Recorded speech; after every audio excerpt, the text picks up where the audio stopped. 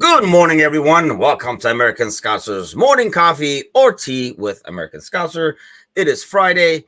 I am back in action here. So, since I took the Wednesday off, today is the day to be the greatest dad. I kind of switched days. I'm the greatest dad today instead. And with us, our usual Friday buddy, Alex, is with us with probably water or the energy drink. Which one are we going? This is like the Friday morning game we can play: water or energy drink. It's water. It is water today. Okay, Doctor, so doctor said to stop drinking energy drinks, so it's gonna be water permanently. So there's going to be a generation with a lot of jacked up hearts in 10 to 15 years, because that I remember, like, I work from home now. Towards the end of my Menards career, hmm there were kids literally drinking that stuff like yeah, nonstop. And I'm like, yeah. this can't be good for the long term. I'm like, dude, you're 18. You should not rely on an energy drink to keep going, kind of thing. Yeah. Alan is with us this morning. Good morning, Alan.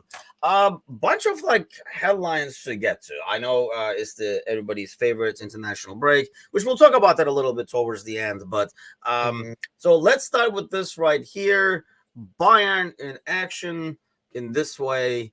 You kind of expected this to happen more. I guess, it's like the ideal time to kind of change a manager. You at least get like 10 days, 14 days to get his shit straight before he actually leads the team to a game. So they sacked Nagelsmann, who they hired, what, like 2 years ago or so? So it hasn't even been like full 2 years since they brought him I in. And they bring in our old buddy Tuchel is in action. What do you make of that? I don't even think it was 2 years. I think he was there for maybe like a year and a half. Really, hold Uh, on. I'll pull that up in the yeah, background over here. So I'll ask Uncle Google, see if he remembers, and then we'll go from there. But what do you make of the move overall? They are, yeah, 2021 actually. It says 2021 season. So I guess I'm assuming it was like September, because it was in Leipzig yeah, during the 21 season finishing off. So yeah, he yeah, started in like September or like summer of 21. Let's go that way. yeah. I I personally, I mean, I think I think he was when they first brought him in because they had Kovac before, like two managers before him, and then they have the guy that's at doing Germany now. They thought Nagelsmann was going to be their guy, and it just turned out he just wasn't their guy. And I think Tuchel is probably perfect for Bayern. It's a good move for the club and Tuchel. I think he'll bring good things to Bayern.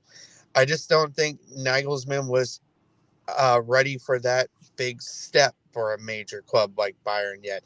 Yeah, he did a lot of great things with Leipzig, but I think he just wasn't ready for it.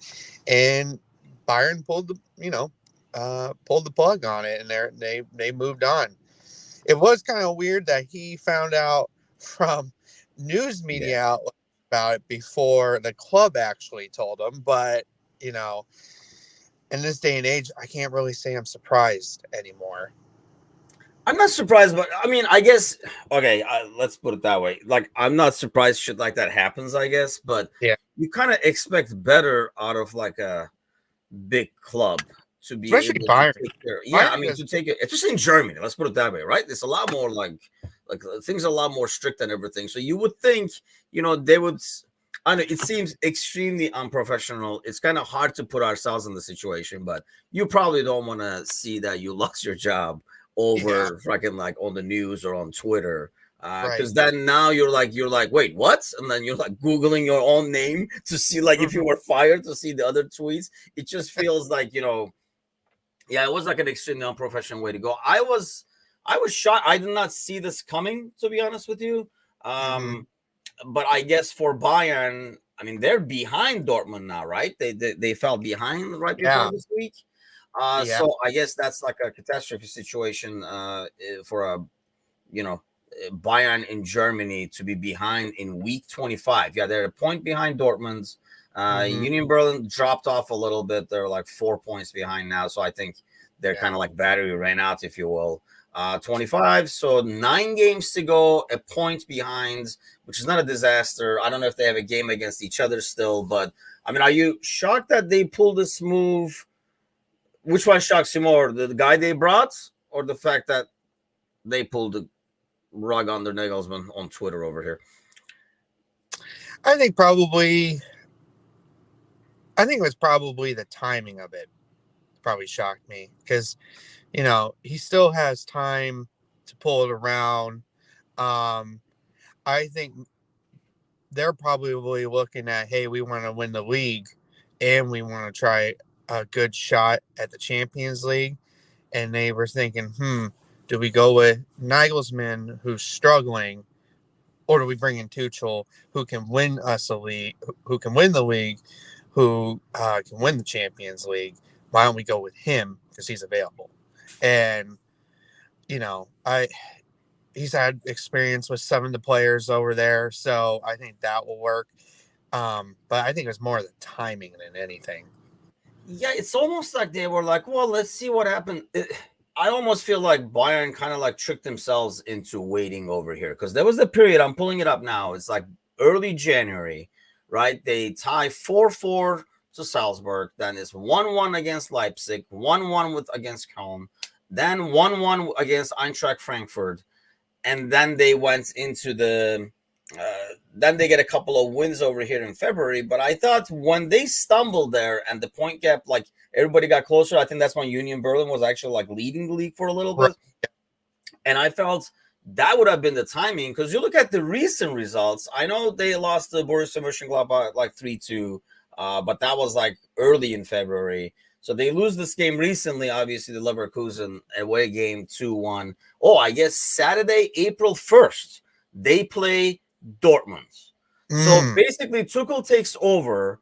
In a week, he could be coaching pretty much a title decider because if they lose, they're suddenly 4 points behind with 7-8 games to go. Right. And then on the 4th, they play a couple of a cup game. And then on the 11th, they take on City. And if you're City, are you like, God damn it, why did they bring Tuchel in? It's somebody who kind of knows City a lot better and knows the Premier League a lot better. Yeah, I think with City, you're kind of like, well, I think City, you're kind of like, God damn it, with Arsenal crashing out, and now you got Tuchel going over to Bayern. Now you're kind of like, crap, like that's where City's probably going to be like, to be honest with you, I wonder if they're going to put all their eggs in one basket because they really want the Champions League. And probably what the news they didn't want was Tuchel going there, as you said, because I think they probably would have matched up better against Nagelsmann. But now Tuchel's here. Now Pep's got to rethink things. Yeah, especially if Haaland is actually injured for an extended period of time.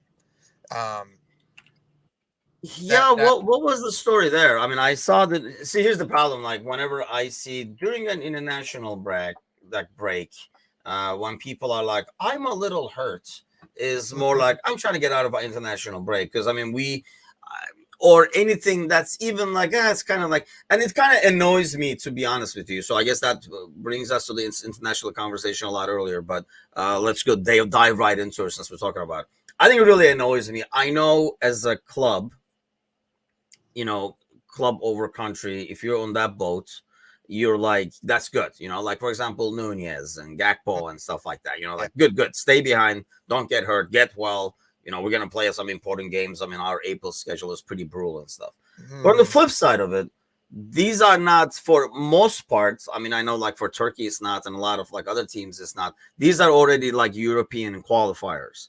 I don't know what the Copa, like the South America games this weekend were, but where do you stand on that? If you had like, let's say like a US player, half of Leeds or whatever, like they're like, oh, you know what? I'm a little hurt. I'm going to stay, especially if they were trying to qualify. I think, and I guess US maybe is not a good example because their qualifying schedule is a lot easier than some European teams and stuff. Not to mention they automatically qualify on this one. But I don't know. To me, it bugs me a little bit because I feel like international duty for a player should be kind of like held at a different level. Yeah, I agree with you on that one, but it's starting it's starting to be more common where you're just seeing more and more players being like, I don't really want to play an international, so I'm just gonna, I'm just gonna say I'm injured and just basically not play. They're doing a whole LeBron James playbook there, just kind of like fake an injury, so to speak. And if they do injure, if they are injured, I hope they feel better. But I feel like they are basically there are players that hold their club level above their international level. That's what I'm feeling like. Yeah. They can pick and choose the games that they want to play at international level. Oh yeah, World Cup, sure. Ooh, Nations League, nah. I think I'll pass on that. Yeah. But that's why I feel like these are qualifiers. So you should Mm-hmm. want to be there. And yeah, and here's another thing. I think it's more annoying to the other ones that are like, or they are already there, like players there, regardless of the game, because they kind of appreciate the honor, blah, blah, blah. Or maybe they're like local players who play in, Mm-hmm. like in Netherlands already and stuff like that. So for you to play in those games, and then when you qualify, the other dude is like, well, okay, I guess I'll come and play now and Mm-hmm. take your spot. That has to be kind of like a negative ordeal. The women, yes, Liverpool take on Everton, £4 to £8. That is extremely expensive. I'm amazed there's not more action there. He says, "What's not to like is better than watching England." That's for sure. I did not watch any soccer actually yesterday. Kind of like a hectic day, kind of a hectic week, I guess. With Layla's games and stuff like that. We're like on the road. And that's the biggest pleasure, really, is like just watching like Layla's games instead of like watching England, Italy. But I think Turkey is in action tomorrow, and we have the pod with my brother, so I'll be watching that. It's the first qualifiers. I'm taking Armenia away, so I'll definitely be watching that, and that's why I feel like these games are important to the people from that country. Well, except Alan, I guess, with England. But like it's important to the people from that country. So players saying like, "Oh, my ass hurts and I'm not feeling all that." It would be like, I mean, my back hurts at all times, and especially this time of season, I don't think any player is 100%. So they can always be like, yeah, like the calf is a little tight and stuff like that, and I'm not just show up, which I don't think is good. I mean, the latest is, which I mean, I don't know how you take this news, but this is actually from today. Um, his dad says, firstly, I'm not a doctor, and secondly, I think it's touch and go. Yes, you can't just go 2 weeks without training, then jump right into a fight. There must be a progression there. He's almost making it sound like he's not going to be there. It is a growing thing, and I know, especially with the Champions League, it goes back to what you were talking about in terms of like putting their eggs in the basket. If Mm-hmm. I'm City, or if we were in that situation, let's say it was Mo or somebody like that, we would probably say, man, let's not risk it, because you throw him out there and it's a groin and something happens, that can get pulled really fast. And now he'll definitely be out of the Champions League if he like tears it, pulls it, or Right. something like that worse. So they might play it safe against us, which I don't know. Honestly, we were at the stage where in the past you kind of knew what you were getting from us.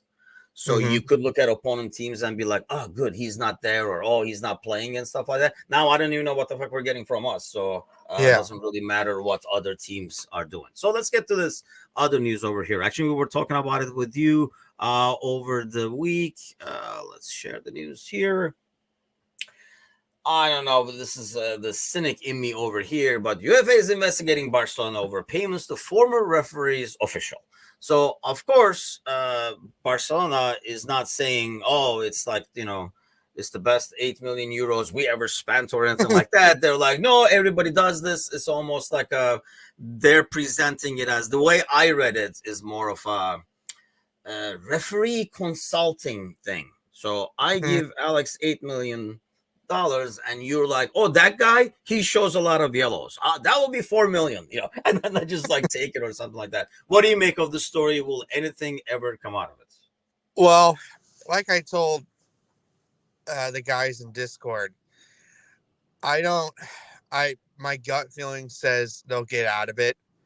Um, but if there is a punishment, the the people that are going to pay for it is the fans. Unfortunately, it's not going to be the people in charge of making these decisions. It's not going to be the higher ups, club officials, anybody like that. It's going to be ultimately it's going to be the fans that pay for it, and that's the sad part. Barcelona fans shouldn't be made to pay for this decision just because some club official wanted to make sure that they win type stuff. That's what it comes down to. I feel bad for the fans, not so much the club, but I feel bad for the fans in this situation. In which way? Like, because you think the punishment will be like, what will the punishment be that you think the fans will be punished? Well, I mean, so like if they're out of the Champions League for a year or something like that. You mean? I've read a couple different things. I mean, it goes back to like, when Juve and AC Milan, yes, that was more sophisticated way of cheating, but they got relegated. They had to go back up. The fans had to be put through all that stuff.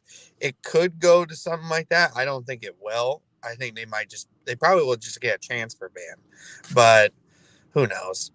Okay, so here's the thing though. Okay, and I do get that point in terms of fans being punished, but like, what do you think the punishment should be? Because if you just go after the people that are doing it, okay, let's go back. Like, let's go current. Let's go to City, right? Mm-hmm. Let's go City right. with Liverpool. So if they just go and I don't know. I mean, what are they gonna do? They're not gonna put the sheikh in freaking prison. For FFP like going around the country. So I mean, if they give him a fine, that doesn't freaking matter. So they hurt your business by, let's say, relegating City or kicking them out of Champions League or whatever. Those are the things we're calling for, right? Like the trophies taken away from them and stuff like that. That kind of like punishes the fans as well. And if they didn't do that, doesn't it punish the teams they're going up against instead?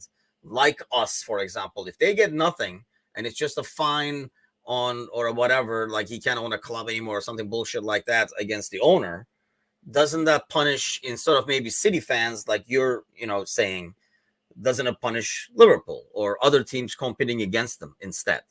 Yeah, and I think that's where it was more of a blanket term. I think any scenario really, the fans are going to be the ultimate. Yeah, okay, I hear you. Okay. Sorry, I should have clarified. Any punishment they do, the fans are going to get the worst of it. And that's the sad part. That's obviously the sad part about the thing. And what was also for the listeners that don't know, basically why this came up was the official that was getting the money basically said, if you don't give me my money, I'm going to tell everybody. And that's what he did. So, who knows what's going to happen? It's also UEFA, so who knows if they actually get punished or anything, or if they see any wrongdoing. But ultimately, the fans are going to get punished, whatever happens. Yeah, true. No, I hear you there. Okay, that makes sense. I hear you now. I mean, I think that's the problem. I don't see anything coming out of it personally. Maybe it's the cynic in me, but I just don't see anything happening. It's going to be one of those ordeals where they'll investigate, and there might be like some fine or whatever, and then they'll just like move on. I don't think they would do anything significant here. I mean, obviously, I don't know as many of the details. I kind of like what you said. The dude is now saying, he blew the whistle because, the payment stopped. He just checked his bank account. He's like, the million didn't transfer. What the fuck? Like just like, and then just like called up the paper kind of an ordeal. But unless the dude has some proof, but then at the same time, that throws him under the bus. I mean, saying this doesn't really throw him under the bus as much, but saying, like if something comes out in terms of he gave him information or he influenced referees, whatever it is, it kind of like throws himself under the bus. So I don't know if he would do that, but it'll be interesting to see. It's one of those that you see, and then, you see UEFA, you see Barcelona, and then you're like, nothing will come out of this just because, there'll be a loophole and there'll be like, oh, they were warned. Don't you ever do it again, kind of a thing. And they'll move on. That's the feeling I get. And speaking of punishments, I mean, and the severity of punishments, let's talk a little bit about that. Because I saw this headline. This was earlier in the week. As you can see, it's, 20th was the Monday. I saw it later that day. I was going to bring it up on Wednesday's morning show, but life got in the way. So PSV Eindhoven, the fan basically attacked the Sevilla goalkeeper Marko Dimitrovic, who's the asshole that prevented Fenerbahce from pretty much eliminating them, especially in the game in Spain. The dude is pretty good. I'll give him that, the goalie. And then actually, this will come out next probably. He got stuff thrown at him at Fenerbahce game in Istanbul and got hit in the head with like a lighter or something like that, which that was just like stupid fans being stupid. It was Fenerbahce was up 1-0 pushing for the second goal, and somehow the fans tried to help the team this way. The game stopped for 5 minutes and the momentum died. Yeah, just an ordeal. But this fan is giving a 40-year stadium ban, and as you can see in the image here, he's pretty up close and personal with Dimitrovic, who's at the end ended up kicking his ass, even with goalie gloves on. But I mean, why 40 years? Are they like, I mean, that dude looks like what, 20s, 30s? I don't know how old the dude is. Well, I'll find out in a second over here. But are they like, hey, come back when you're 65? You can't even run onto the pitch. The danger is gone. Why 40? Why not just give him a lifetime ban and get it done over with? I don't know. I don't know. It's just like he's 20 years old, so he'll be 60. Like common sense sometimes. Just when it comes to football, it just escapes people's minds. I don't know. Just give them a lifetime ban. Like it just, I don't get it. They do, like we were talking before we got on the podcast. They gave like that 3-year ban to that guy that racially was sending hateful messages to Ivan Toney. I'm like, 3 years? What is that going to do? Is he all of a sudden going to learn that, hey, racism is bad? He already knows racism is bad. But for the life of me, I think anybody that decides to run onto the pitch and openly try to attack a player automatically should be banned for life. That should just be that should be the red line right there. You go onto the pitch to go attack a player, European wide, worldwide, banned for life. I mean, I don't understand what the problem with that would be. Like, I just don't that get could be like easily done as a universal thing. Because I think the problem ends up being is usually the local soccer federations are handling, because I'm assuming this is coming from, this was a European game, so I don't know if like UFA, this is like UFA is involved in this as well, because it was a Europa League match. But, you know, like the Tony and stuff like that, I assume it goes through more like, you know, the soccer federation of the specific country. So I can see how, like, you know, some of the punishments fluctuate and don't make sense. But like you're saying, invading the pitch, I think every soccer federation can get together and be like, you know what? If they invade the pitch, what do we do? Ban for life? Sounds good. Meeting adjourned. And then, you know, like it should be a very easy deal. I don't care if you're running around to kick the ball or if you're running around to attack a player like this dude did. Because as a player, I don't know what the hell you're running on for. I mean, if somebody is running onto the field towards me, I don't know if you're trying to hug me, kill me, or whatever. It's almost like this like dog running at you. Like, is it gonna lick me? Is it gonna bite me? Like, what the hell is gonna happen? So why not just do the global rules saying you run onto the pitch, you're done for life. Done. Yeah, I don't know. With that, I just don't know why it's not a life ban. I didn't know it was not a life ban until you told me about it this morning when we looked at the article. It's like 40 years. Yeah. And just a weird number to come up with. 40 years. Well, why not 50 years or 60 years? Why 40? Why That's what I want to be. There's a meeting where they're talking about this. Like, you know, like a guy like you saying, look, how about 50? And there's a guy over like 50 is a lot, man. Let's do like 35 or something. And they're probably like negotiating to a 40. Whereas, you know, like I'm sure if you did it where like he went onto the pitch, what is that? Article 5, item 2, he's banned for life. Okay, next topic. And then like, you know, let's get this meeting moved on over here. I just don't see why. And I mean, 40 years probably does send a message, but why even make it a discussion and try to come up with a number where you can kind of go across the board and say, you run onto the pitch, regardless of what you did on the pitch. I don't care if you're dressed, naked, running, kicking, whatever you're doing, you're just gone. And I don't understand the concept of the fan either. Like I say, like it happens in Turkey and stuff as well. Why? I mean, what is the mindset there? I mean, obviously it's hard to put yourself in that, you know, lack of brain movement. But I mean, I don't even understand what fans think when they do stuff like that? Because how is that impacting the game and your club in any positive way whatsoever? Hmm. I don't know. Well, I mean, we saw we saw a couple weeks ago Klopp screaming at a guy Yeah. that came pitch and almost injured Andy Robertson. Um, we're lucky we escaped that, but man, was Klopp really going in on that guy, and he should have gone in on that guy. It's like, what are you doing? Maybe it's just me, and I just don't understand invading the pitch during like the actual game. Um, I feel like alcohol has a lot to play in with that, but uh, it probably is alcohol that has a lot to play in with that. And Okay, I don't but okay, get it. you say that, right? But how come you don't get any, or not as much, I should say? I mean, I will be afraid to do, and like in basketball and stuff like that. That's why it's kind of like a tough place to go to.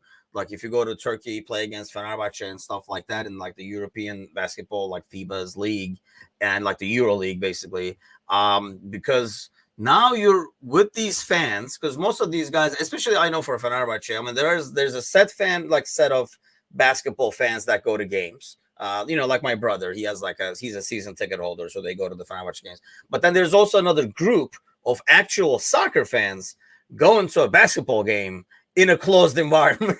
Yeah. Like a thing. And there's no like nets, boundaries, they can just run onto the court. I mean, if it was just alcohol, having been to a lot of sporting events in the US over here, how come we don't have like pretty much people like picnicking in the middle of an NFL field? Is it just more security? Is like, what is it? I think part of it has to do with more security. Maybe I've been to a lot of Iowa games.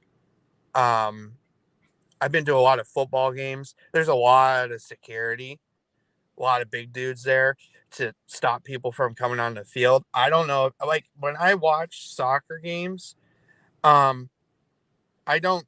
I mean, I still see security, but yet they're still getting by these people. Um, so I I think don't it's know more how it. ushers than security, it Yeah, feels like. yeah, and it's more of like, I mean, are you going to really blame the guy that doesn't have a lot of training, isn't getting paid really well, and this dude just runs by him? We really expect him to chase him down? In US, yeah, they're trained to do that. So you'll see guys get like laid out. Um but when it comes to like European, it's just like it seems like it just happens a lot. And I think it's just more of a security thing.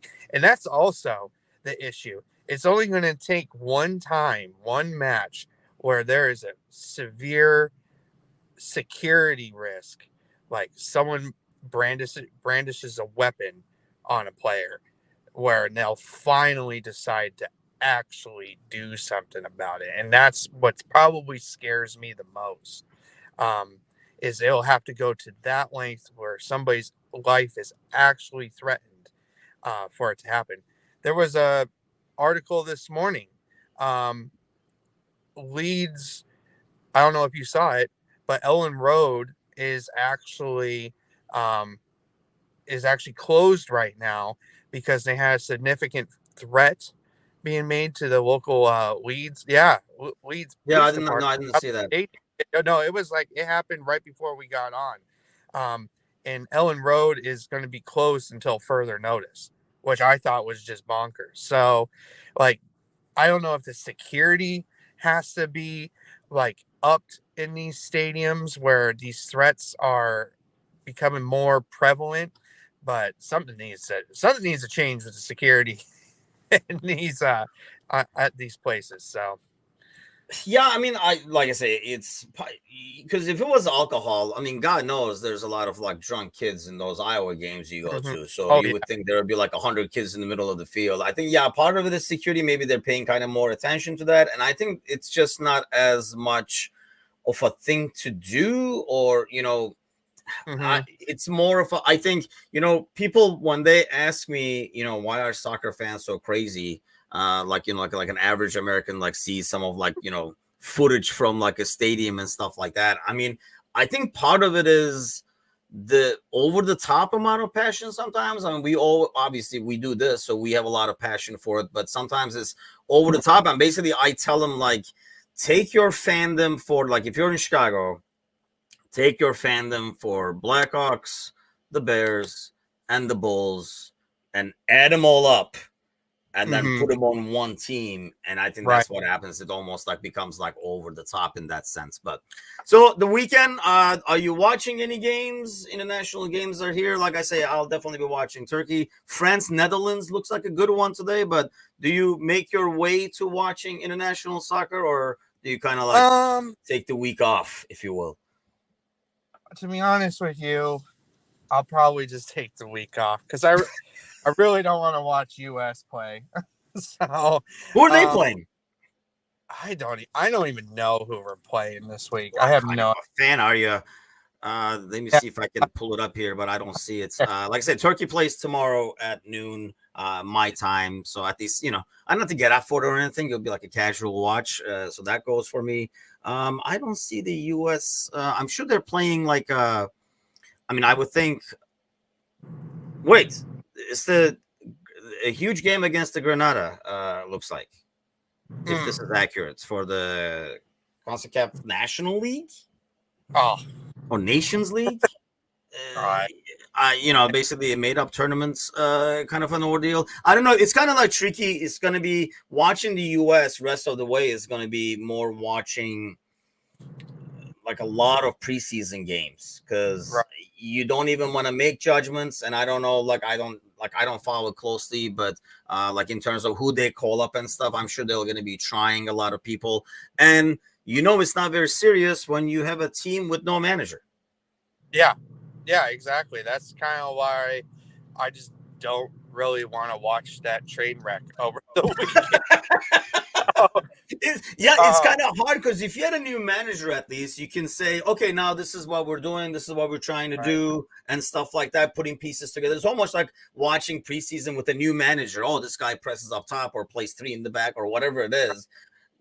I don't even know what you're going for over here because the guy could be trying stuff and the other new guy comes in and be like, yeah, we're going to play 3 in the back. He's like, wait, what? I had just figured out this back line over here, kind of a deal. So, yeah, it is. The U.S. thing is a hot mess. I just don't understand why they would go so long with no manager. And this is not the first time. They've done this last time where they went with so long without a manager. Alan says it's a bit like watching Everton. Yeah, it really is. It really is. Oh, that is funny. That is true, though. I just can't get over the fact that Tim Ream is our center back, which is awful. I was just like, oh god. Yeah, it would be. It's one of those things where, it's like a lot of preseasons, but you want your manager to be there, I would think. Right. I know, like the last thing I read when we were talking about this Reina story with Mateusz and stuff, and they made it sound like it'll be like this until summer. But I don't know. I mean, obviously, after this, we don't have another international break, I think, until then. So, yeah. We'll see, but at least it's a weekend where we're not going to be having the highs or lows of watching Liverpool. So we'll take that. You take the weekend off, Alex. I see you're already on the way to the next appointment over there this morning.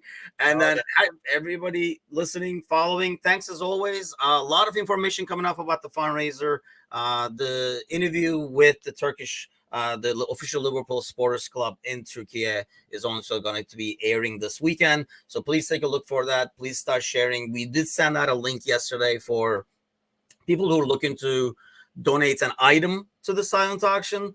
So if you have like a Liverpool item that you feel like, will raise some funds, even if it is not a lot of funds, it all adds up that we can send through Save the Children to Turkey and Syria. Please use that link as well. But we'll probably getting out a lot more information over the weekend. Everybody have like an awesome weekend. Alex, thanks as always, man. And we will see you guys Monday morning where I come back with the Polish Prince. Have a great weekend, everyone.